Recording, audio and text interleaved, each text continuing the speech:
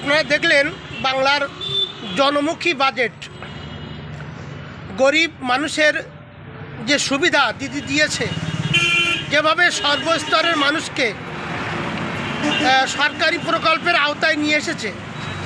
বিশেষ করে এই বাজেটের মাধ্যমে যারা মাধ্যমিক ছাত্রছাত্রী 21 বছরের থেকে 40 বছর, তাদের যে মাসে 1,500 টাকার দেওয়ার যে পরিকল্পনা, নতুন যে একটা এই প্রকল্প, এই প্রকল্পের মাধ্যমে এবং মহিলাদের 500 টাকা বাড়িয়েছে লক্ষ্মীর ভাণ্ডারে।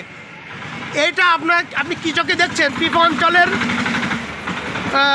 তৃণমূল কংগ্রেসের সভাপতি মাননীয় আব্দুর রহমান মণ্ডল সাহেবের মুখ দিয়ে শুনুন।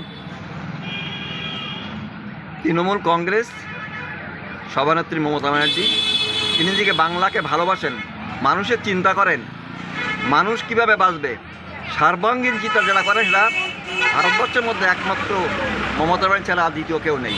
আমি মনে করি বাংলার বাজেট এক জনমুখী বাজেট, এর থেকে ভালো কিছু আর হয় না। বিজেপি বলছে তারা ক্ষমতায় আসলে 3,000 টাকা দেবে।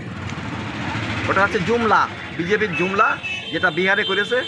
ভোটের আগে অ্যাকাউন্টে 10,000 করে টাকা দিয়ে কিছু মহিলার অ্যাকাউন্টে, ভোটের পরে ব্যাংক কর্মচারী বলছে আপনার ইএমআইতে এত করে দিতে হবে, নইলে আপনার বাড়ি থেকে টাকা বন্ধ। তো আপনারা জানেন যে তৃণমূল কংগ্রেসের যে নেত্রী সর্বভারতীয় মমতা ব্যানার্জি, তাঁর যে মানুষের জন্য চিন্তাভাবনা, এই চিন্তাভাবনাকে আমরা স্যালুট জানাই।